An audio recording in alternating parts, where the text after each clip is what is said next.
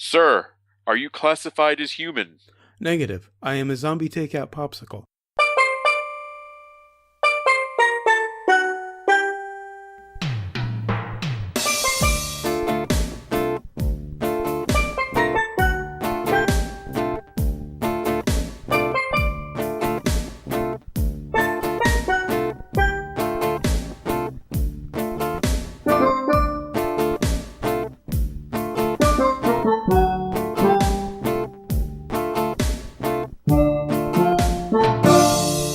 What's up? Welcome to episode 278 of Zombie Takeout, the B-movie and cult movie podcast. I'm Uncle John. And I'm Scotto. And before we get to this week's movie, we've got some listeners submitted about the trailer for this week's movie. These were both on Facebook in the comments for said trailer. John Phillips said, I remember this was tagged as Star Wars for the 90s. Turned out to be true. Who knew? Wonderful editing. And Bruce Sardi said, this was one of the biggest surprises for me when I first saw it. I watched it on a whim and was blown away. A wonderful and cinematic story that hits on all cylinders. I've watched it over and over, and not just for the scenes with Mila Jovovich. I swear. I've got some responses to both of these, but we'll get to that in the review.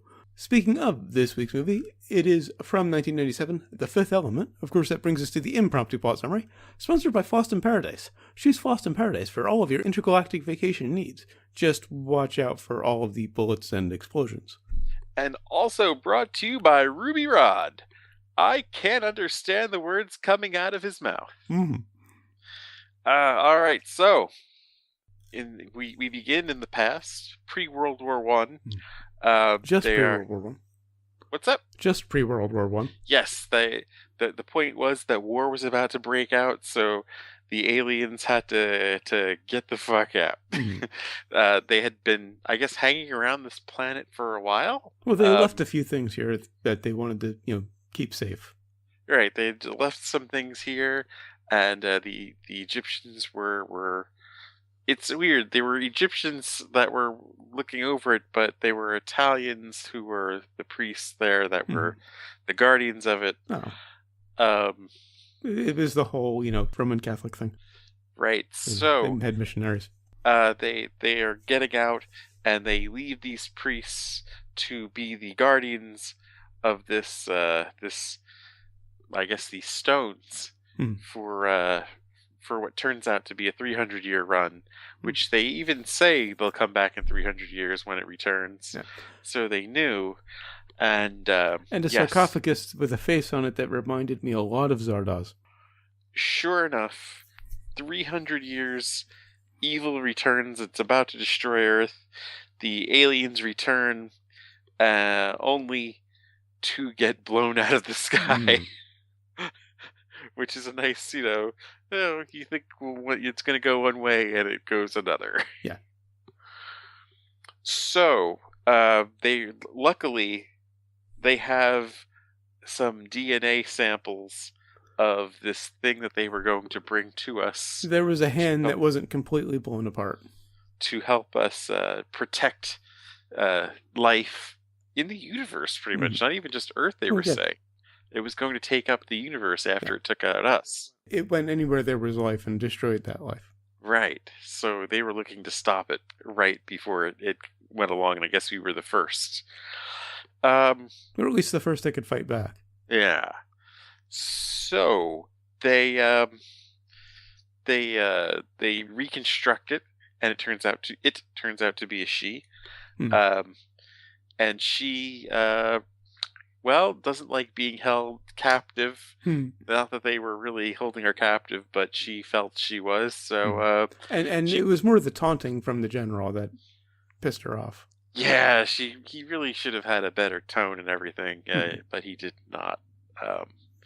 So she takes off, busts out, and falls into the back seat of a cab driver. Totally not named Harry Canyon. who of course decides at the last minute to try to save her. And brings her to. She directed him to bring him to the priest, and he does. But of course, the story does not end there. He is an ex-military guy who gets called upon a mission that coincides with, of course, the stones, and everybody's after the stones. And they wind up on this vacation planet all together, good guys, bad guys, evil corporate guy, a prince impersonator, and an opera singer, an alien opera singer, and just all these casts of characters, and it just gets blown to shit, and hilarity ensues. And actually, this movie starts so quietly that I thought my volume was off. There's a silent title card and the shot of a planet. There's almost no sound until it switches to the shot of Egypt. Right. It begins this very Raiders of the Lost Ark, Indiana Jones kind of thing. They take you down a number of past cinematic directions. I mean, when you're seeing the cab and some of the future life, you're thinking Back to the Future Part 2. Yeah. But you're also thinking, oh wow, Lucas took a lot of this, didn't he, when he made Korben? Yeah, definitely. And the story is basically Harry Canyon from Heavy Metal. Yeah. At least Korben Dallas, the Bruce Willis character, his story with Lilo. I also noticed that the title of the movie is said like 3 or 4 times in the movie, like That's dramatically. True. The first is in the first 5 minutes. That's true. You don't get a movie that often says that. Yeah. And then, I mean, you can name drop it once, like Doctor Who does that occasionally. Like once a season, they'll drop the name Doctor Who. It's a cute little gag. This did it like 3 or 4 times in the movie. It was the big deal about Star Trek First Contact, where Cochrane's like, you mean we're going to go on some sort of Star Trek? Yeah, exactly. It took them, 30 years to finally say it? I will say I liked the Mondoshiwan armor. That's the alien race that's trying to save us. Yes, with the back and forth, the bristles on the back, spikes in the back. And these little heads and these giant shoulders. I'm wondering what they look like without it, or if they even exist without it. Maybe they're just mechs. I don't know what could be under that armor. It's just one of those designs that made me curious about what their natural shape is. Those troll aliens, though. I swear the Megalors. Yeah, I swear Lucas used them. Probably, yeah. They do look like something directly. that would have shown up in a Star Wars movie. Yeah, just like in the Galactic Senate in Phantom Menace. Probably.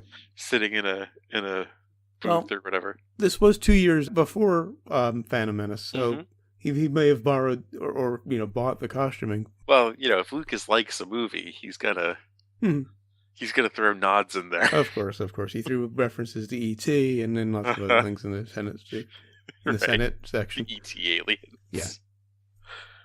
Another reference I thought was hilarious, if it was a reference. David, the priest's apprentice, has this hat that looks like a small black version of a Devo hat. It had to have been a Devo hat. Yeah. There's nothing else that could be. Jean-Paul Gaultier did the costume design. He's a fashion designer, notorious for some... One of the biggest, yeah. Yeah, notorious for some music videos, particularly Madonna's stuff. Yeah. Very, very avant-garde designs. So it could have just been something he thought he'd come up with originally, and he didn't mean to nod to Devo, but it really looks like a Devo hat. I mean, if he was that much into music videos... That's true. He probably was familiar with Devo, yeah. And it was just one thing to throw away. Yeah, it was just a little quick thing. But every time he showed up, he had this hat on, and it just cracked me up, because, we are not men, we are Devo. I couldn't help but thinking. I think the only, fashion... I guess, there's two, fashion... things you could see his influence on. It would be, of course, Ruby and Zorg. Mm-hmm. Yeah, particularly Zorg. What was the point of his headgear? What? Zorg. This weird plastic see-through plastic helmet that his mohawk was sticking through. He's got kind of a mohawk, but it's not sticking up. It was just the design of Zorg particularly was the best encapsulation of Gaultier's style that I can think of. You almost had the feeling they were leaving room for a prequel in this rather than a sequel. Yeah. They allude to like things that happened before this, Mm-hmm. and but of course, there's no possibility that they could have a sequel Well, after we'll this, get to really. that. I have an idea for it, Yeah. but we'll get to that in that part of the show. Now, John compared it to Star Wars and said it had been compared to Star Wars before this. John just happened to mention that. And I did think that the first ship that gets destroyed by the evil planet of evil, as I'm going to be calling it, Evil Planet of Evil. Nice. reminded me a lot of a Star Destroyer. Yeah. Well, we'll get to how it stands up to Star Wars in terms of quality. There are some obvious differences. It's one movie as opposed to a giant franchise. And it hasn't really maintained any kind of popularity. It's kind of a cult favorite, Which is weird. This was a huge movie at the time. Yeah. Well, maybe not huge. No, it was pretty big. It was pretty big, and I think the problem was it was the year of Titanic, Right. and It Men got in overshadowed. Black. There were. I was just looking at like the movies of '97, and the list is just nuts. There's this service called Loot Crate that I've mentioned before. It's a blind box. They have different kind of geek themed merchandise that they give you every month for like $15 a month.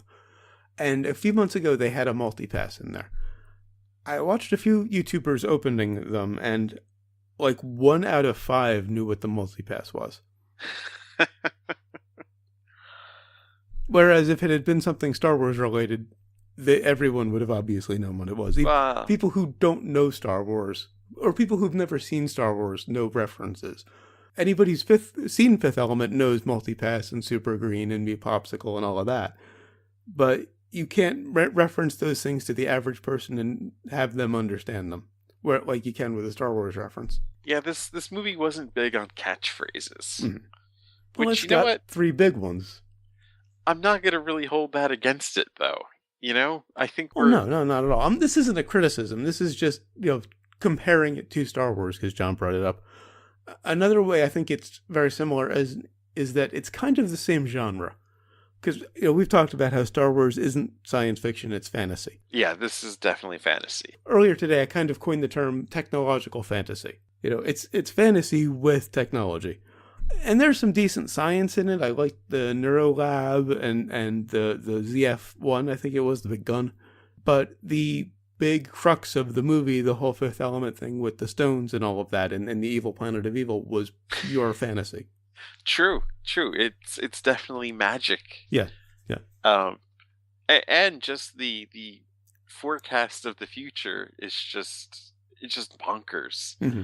I mean, it might have been rational for somebody to have made this forecast in the 1950s or something, but to do this like a year after the internet has started, I mean, they clearly thought the internet was just some fad that was going to go away. There really isn't any reference to the internet. That's true. They're still using printed paper. Yeah. Fuck, they still have radio. They're still treating radio like it was something. And I mean, this is like, what, 4 years after I told our mass comm teacher that radio was going to be dead. Yeah.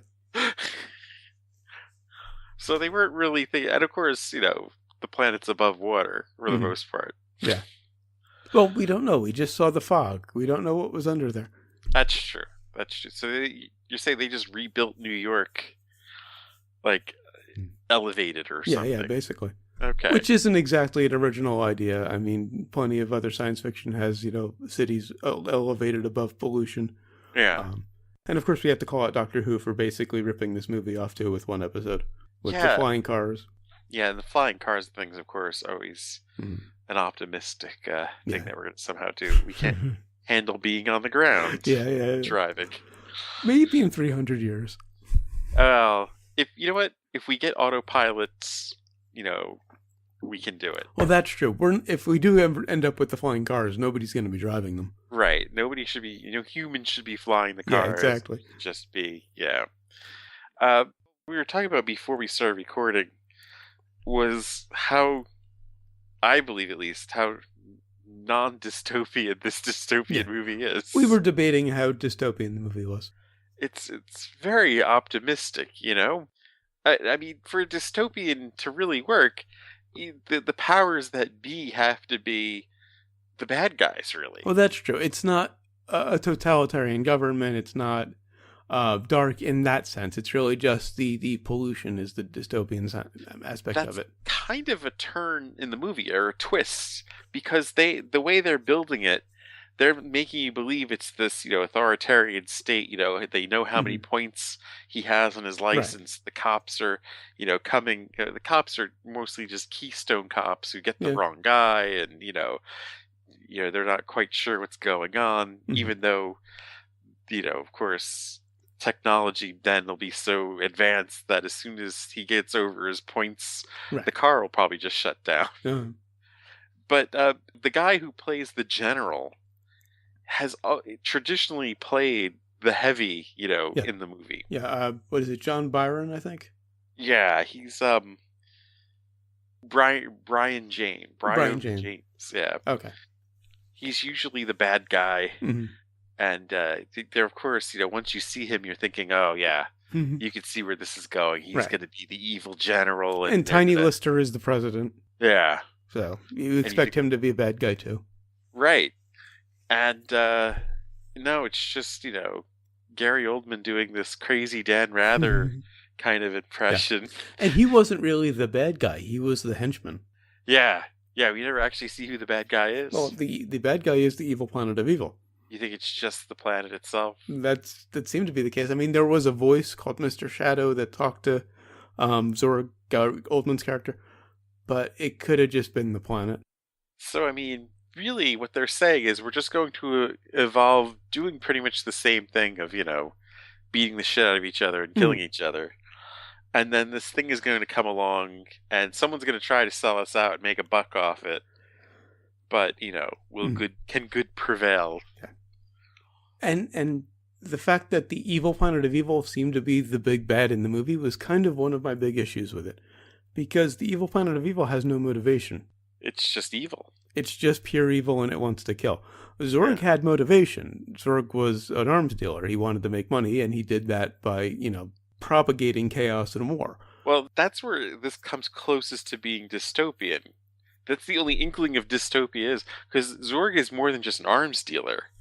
Zorg is like, Bill Gates and he's Trump he's a very rich arms dealer. And Cuban all rolled up into one. Did you notice that the notice of termination for Bruce Willis came from Zorg. Right. So he's also a businessman. He's owns a lot of corporations. Yeah, right. He owns everything. He's every businessman we have rolled into one. And I mean, that's the only dystopian part of this. So it's really far from a dystopian. It's just a futuristic story. Now, one thing I noticed as many times as I've seen this movie, and for many years, really up until I discovered Shane Carruth, this was in my top 5 favorite movies. But I never noticed the reason the mugger has the big flat hat when he tries to rob Korben. Oh, is that to fool the fisheye? It has the wall opposite the apartment painted on it, yeah. That's what I thought. I only caught that this time. It took me a while to make sense of that, where he's just like, tweaking out. Well, his little dance still makes no sense when he's, just before he's off camera. Oh, because he's, looking for a fix. Yeah, well, but he actually does like a dance move. He doesn't just like start shaking like, an addict would. Oh, I think he was looking for a donation. Oh, maybe. Okay. That's what I gathered. He was trying to panhandle or something. He couldn't rob him, so maybe if I do this dance, he'll just give me some money. Okay. I've never understood that moment in the movie. It always seemed really weird to me. So I guess it's really weird. And some that's kind Bruce of sense Willis of it. is just looking back, and I'm like, "What the fuck am I supposed to do with this?" And of course, now we get to Lulu's introduction, Mila Jovovich's character, and they're rebuilding her from a hand that was recovered from the crashed ship. Though it does show that a human or a humanoid form can fit in Mondoshuan armor. Because the hand was covered in Mondoshuan armor. Right. I don't know how a human fits in that, but the rebuilding scene, the CG did look very fake. But it was 97. I think there may have been a nod to the Brain Salad Surgery album cover there. Yeah, probably. And also, why did the Neuro Lab have tinfoil walls. I did not notice that. Because, Walls, huh? the general is taunting her with the multipass, and she punches her way out of the little cylinder. And she's kind of, stalking the room, ready to kill. And then she sees the wall and runs for it and jumps through the wall, and it's just tinfoil. So it didn't make any sense. But that's, I guess, a Jean-Paul Gaultier thing. At first I thought that was a show of superhuman strength, but you're right. She didn't really have superhuman strength. Not really. I mean, she was very resilient, but not extra strong. But in that scene, she kind of was, because she punched through the glass and everything. True. That's the only time she does show off any super strength. Well, that and she falls through the roof of the cab. That's true. Was it a metal cab? Because you're not going to fall through that without denting the whole thing in and having it fall in on the driver. You'd have to be falling at a hell of a speed to just put a hole in it. And then you'd go through the rest of the cab, I would think. I'm applying physics to the Fifth Element, I know. The physics of the evil planet of evil. Exactly. Also, okay, so she falls into the cab and, she doesn't speak English and he, of course, doesn't speak her language. There's a language barrier, yada, yada. And the cops show up. And at first he's saying, there's nothing I can do. I only have 1 point on my license. I got to let them take you. And she just pouts and says, please help. But she read off of a sign in the back of the cab. And suddenly it changes his mind. I thought that was one of the most realistic parts of the movie, actually. Okay. Actually, given his character as revealed by the rest of the movie, yeah, it does kind of make sense. Because he is kind of a sucker for a beautiful woman. Yeah. And the city looked really fake, but really cool. It was obviously a miniature. They were smart by not focusing too much on it. Yeah. I mean, this other than the scene with the crazy Chinese restaurant that comes to your window. Love that. And that was an accurate portrayal, I think, of what the future will be like with apartments and just, space, just, having to collapse and fold over. Although, Absolutely. If the way they had it working, things would stay whole and just go someplace else. I'm not sure how that would work exactly. Apparently, the entire fridge can fit in the floor. I don't know of an apartment with floors that thick, especially when space is at a premium. It's probably, logically, it would just be thick enough to hold the weight, which would not be thick enough to hold a fridge, the width of a fridge. It's going to probably be Star Trek Replicator. Yeah. Well, we have 3D printing for 3D printers now, right? Plastic now. It's only a matter of time for food. Right. Now, I loved the scene when Zorg is discovering the empty case, and they intercut that with Lilu telling the priests about how they pulled a bait and switch with the stones. I love how they kept doing it. Mm-hmm. Yeah. Just over and over again. Although, I can't figure out why the ZF-1 would have a self-destruct button. There's a scene where Zorg is showing the Mangalores, this race of militant aliens who are basically his henchmen throughout the movie.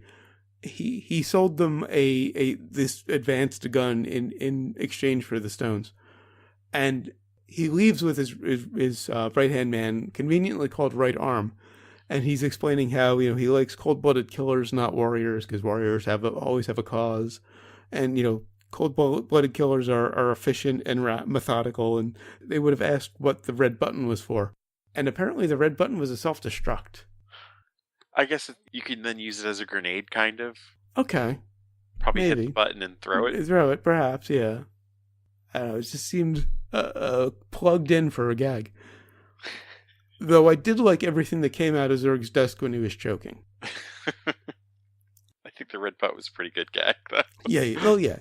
But there's a scene where he because of the missing stones, he has one of the priests dragged to his office, and he's questioning him and bragging about how much power he has, and he has this drink with a cherry, and it starts choking on the cherry, and he pounds all these buttons on his desk, and all of these things just come out of it. This little elephant-like pet, and it looks like cards shoot up from it at one point, and I just got a kick out of it. Now we've talked a lot about things that influenced this movie. There's a character in this, very quick character, a robot, who looks like Fooly Cooley borrowed him from this, the bartender. looks like a character from Fully Cooley, which was released in 2000. Sure, which bartender? In the airport, the robot bartender the airport, with the okay. TV head. There's a Okay. character called Conti in Fully Cooley. Who's a robot with a TV for a head. and I mean, it might have come from Dead Leaves, but it could have been influenced by Fifth Element too, which is surprising. It just kind of caught me off guard, probably because I haven't seen this since I saw Fully Cooley. Because this was a lot bigger in Europe than it was here, from what I'm gathering. Mm-hmm. Like, it was decent here, but I mean, I think it was a lot bigger in Europe from what I'm looking at. Oh, just a bit of trivia. Comic writers Jean Guillard and Jean-Luc Mézières, whose comics provided inspiration for parts of the film, were hired for production design. And Jean Guillard actually worked on the Tarna section of heavy metal, not the Harry Canyon section. Oh, okay. So there is a heavy metal connection, but not what we thought it was. Now, the big difference between this and most other fantasy, sci-fi, or especially futuristic dystopian movies is definitely the tone of the movie. Mm. It has much more in common with Hudson Hawk than with Blade Runner, I would say. Yeah. I mean, it's a definite, the musical cues are there for more of a comedic tone throughout. Yeah. And it's kind of weird to see musical cues for a comedic tone. It's something that was a lot more common in like the 70s or 80s or much earlier films than something done in 97. Oh, there's another moment where they intercut two things, which I thought was a very nice touch. After the airport explosion, there's all these, screams, and there's actually a Wilhelm in there. There's two Wilhelms, that and another scene. But in the airport explosion scene, they intercut a Wilhelm scream with an O-face from this flight attendant who Ruby Rhod is with, which I thought was hilarious. She didn't get to kick enough ass in this, though. There was really just one fight scene. Yeah. And I loved how they mixed that with the fast part of the opera. Oh, yeah. There's beautiful editing in here. And I think that, I believe it was John Phillips that wonderful editing, pointed that out. I completely agree. Mm-hmm. Top-notch editing. Incidentally, when composer Eric Serra showed soprano Inva Mula, who dubs the voice of the diva, does the singing voice anyway, the sheet music for the diva dance, she reportedly smiled and relayed to him, she's Albanian, so I'm guessing she was working through an interpreter, that some of the notes were not humanly possible to sing because the voice can't change that fast. They were too close together. Wow. She sang the notes individually, out of time, and then they were edited together to happen that quickly. Okay. I've always thought that it was a sequencer, or rather a sampler, that your voice was sampled and it was played through a keyboard. But apparently they did it, digitally. And there's actually some points where she sounds like a synthesizer, but apparently it's all a real voice. Wow. So yeah, especially the second part of it where, when it breaks from the traditional opera. Yeah. Well, the traditional opera, I think she just sang normally. It's just a traditional Slav aria. And I think it would have been a nice touch if they established that the fact that she's an alien made her capable of singing like that. That she's not human, so she can do things that the human voice can't do. Right. And I kind of want to know how she got the stones inside of her, but I kind of don't. I will go on record as saying I definitely do not want to know how she got the stones inside of her. Although all she says is that the stones are inside of her, and Korben somehow knows to reach through the bullet wound in her stomach.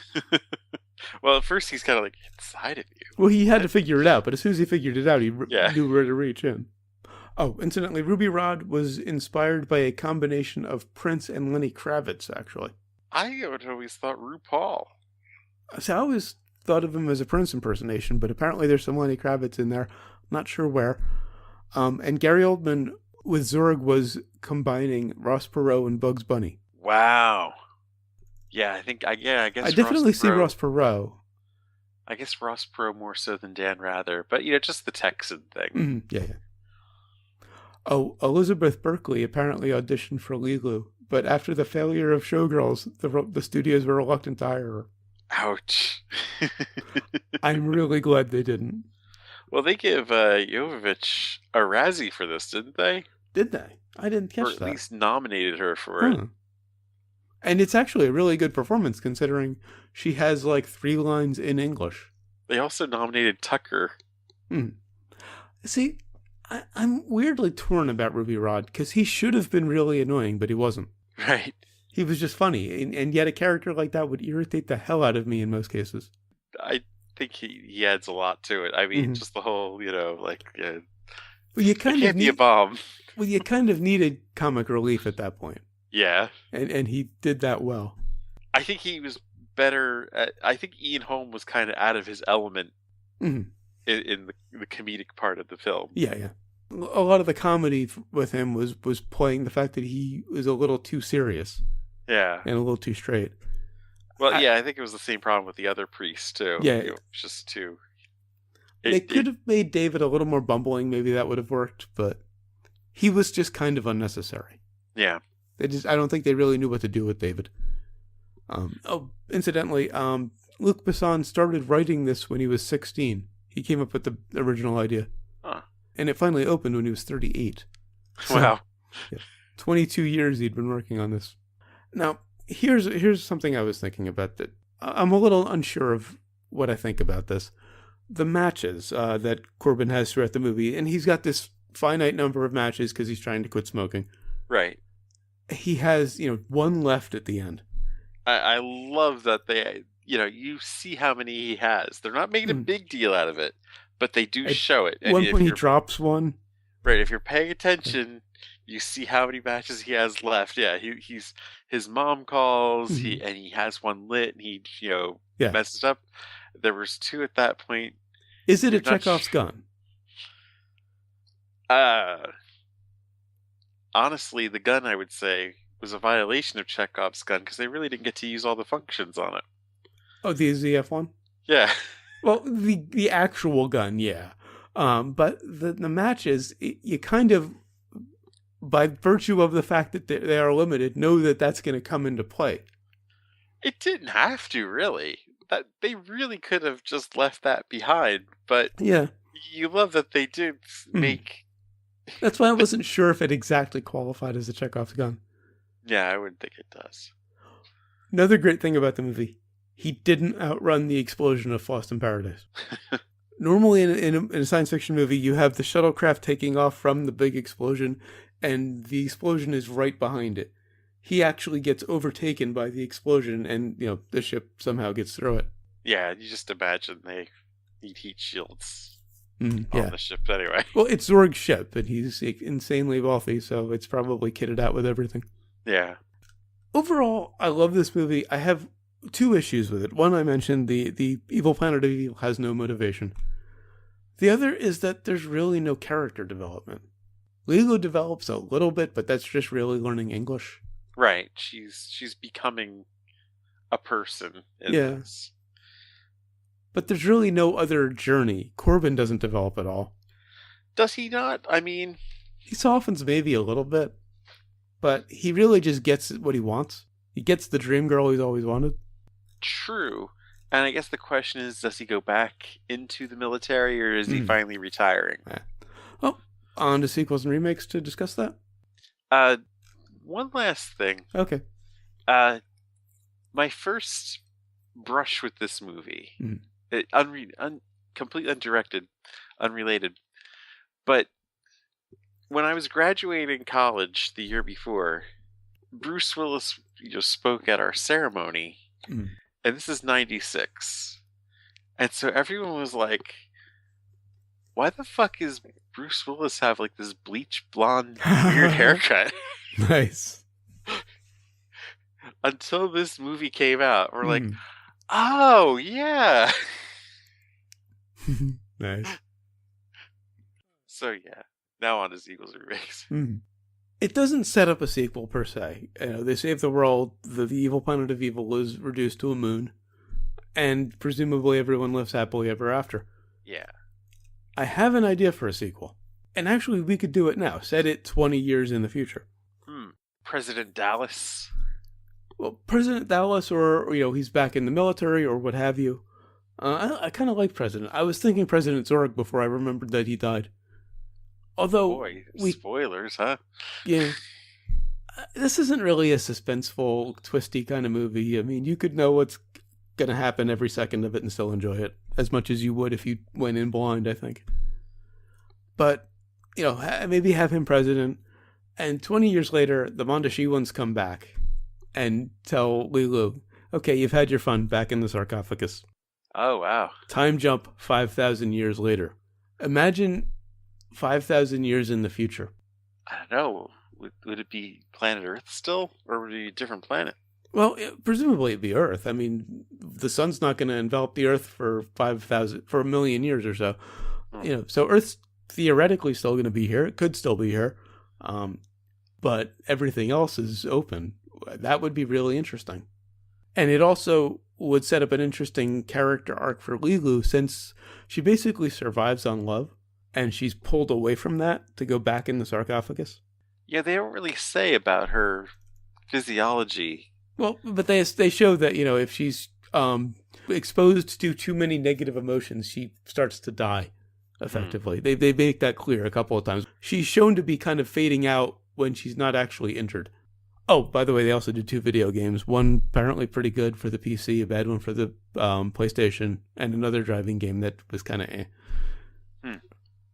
But I think the 5,000 Years in the Future sequel could be really interesting, just because I want to see what someone would come up with, particularly Besson, for 5,000 years from now. Yeah. I don't know. Has that ever even been done? I don't think so. If you consider, 5,000 years ago, did we even have agriculture? I meant to research this before the show, but I forgot.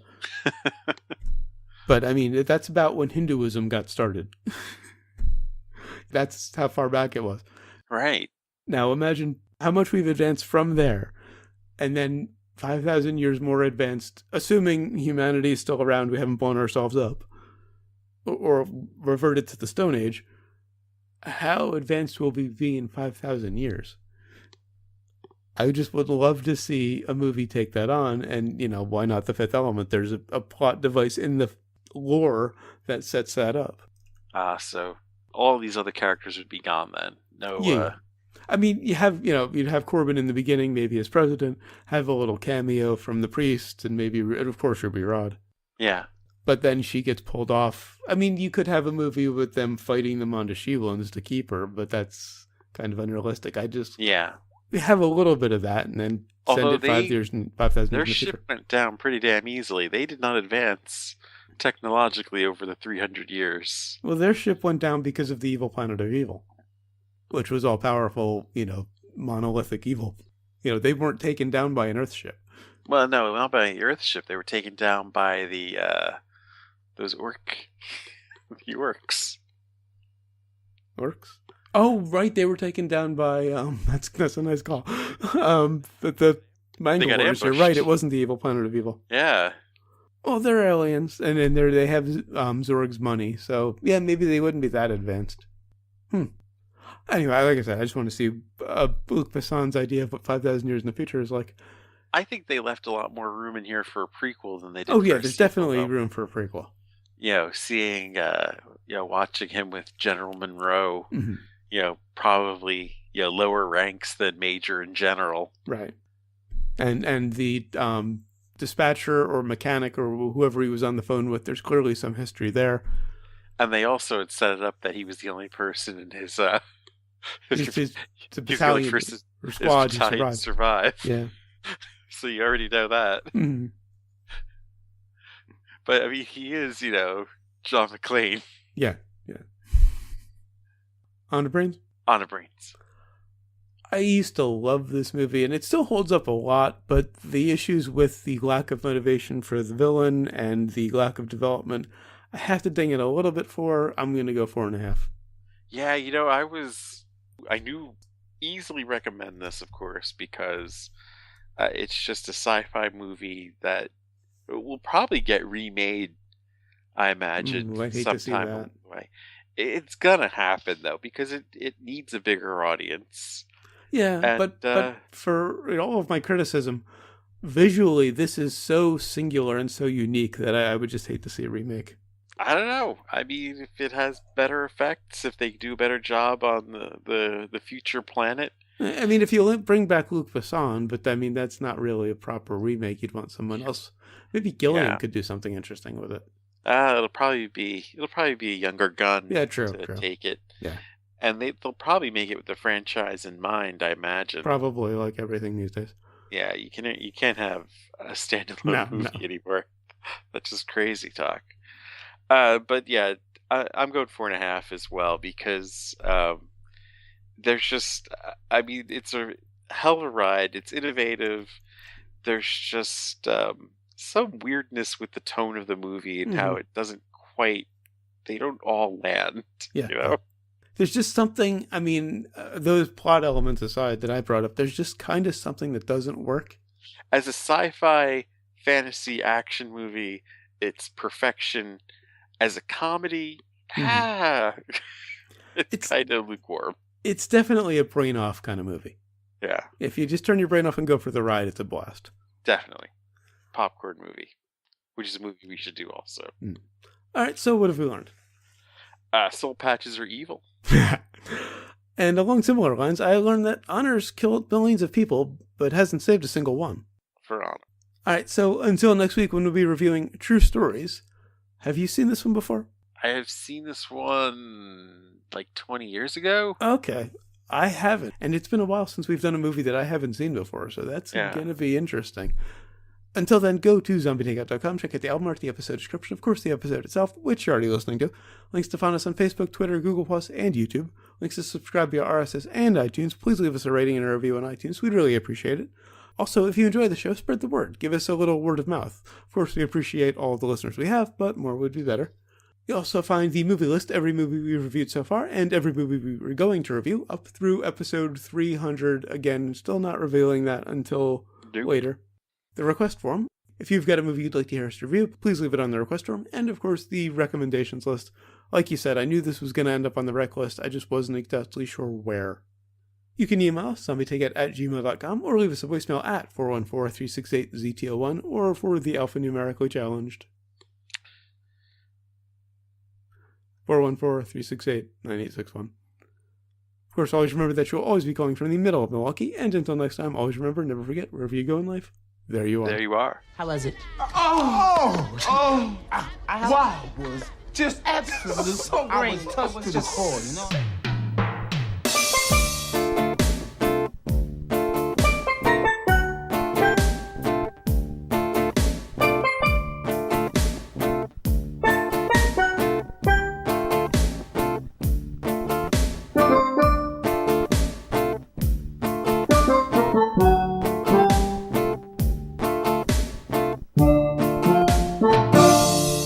What's up? Welcome to episode 278 of Zombie Takeout, the B-Movie and Cult Movie Podcast. I'm Uncle John.